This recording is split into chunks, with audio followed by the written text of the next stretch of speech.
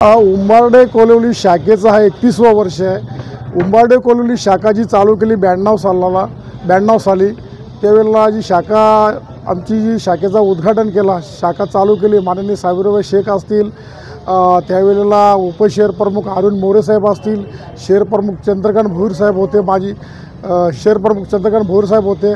म्हणजे अशा सर्व नेत्यांच्या संवादात आम्ही उंबारडे गावात एक शाखेचा छोटा रोपटा लावला आणि आज त्या शाखेला जवळजवळ 31 ते 32 वर्ष झाले। आणि त्यावेळेला माननीय धर्मवीर आनंदगे साहेबांनी आमचे आमदार साहेब, आमचे भाऊ विश्वनाथदादा भोईर, ते सुद्धा शाखा प्रमुख, विभाग प्रमुख, उपशहर प्रमुख, नंतर शहर प्रमुख, नंतर दुर्गाडचे अध्यक्ष झाले ते 7 वर्षे। त्याच्यानंतर देवीच्या कृपेने, लोकांच्या जनतेच्या आशीर्वादाने त्यांना आमदारकी मिळाली।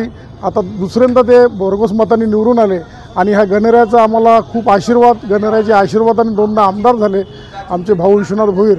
आणि खऱ्या अर्थाने दिघे साहेबांनी हा उत्सव, आमचे आमदार, आत्ताचे आमदार आज विश्वनाथ भोईर साहेब, त्या टायमाला मला वाटतं ते उपशहर प्रमुख होते, विभाग प्रमुख होते। त्यावेळेला दिघे साहेबांनी सांगितलं की बाबा एक माघी गणेश उत्सव चालू कर, आणि तो आम्ही छोट्या खाणी चालू केला आणि त्याचा आता मोठ्या स्वरूपात त्याचं रूपांतर झालं आहे। या उत्सवासाठी जवळजवळ कल्याण तालुक्यातली लोक नव्हे तर पूर्ण ठाणे जिल्ह्यातून लोक दर्शनासाठी येत असतात।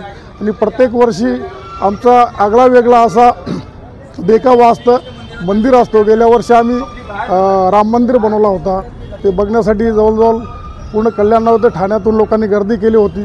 नुसतं मंदिरच नव्हे तर रस्त्याला पूर्ण दोन्ही साईडला चलचित्र लावले जातात आणि यात्रेचं स्वरूप असतो। यावर्षी खास करून बालाजी तिरुपती, जो जुन्या पद्धतीने जो मंदिरावर जो डोंगरावर जो मंदिर होता बालाजीला, त्या पद्धतीने आम्ही हा मंदिर उभारलेला आहे।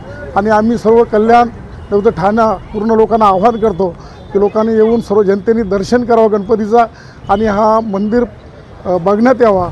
पूर्ण या यात्रेचा सहभागी व्हावे यात्रेमध्ये आणि दर्शन करून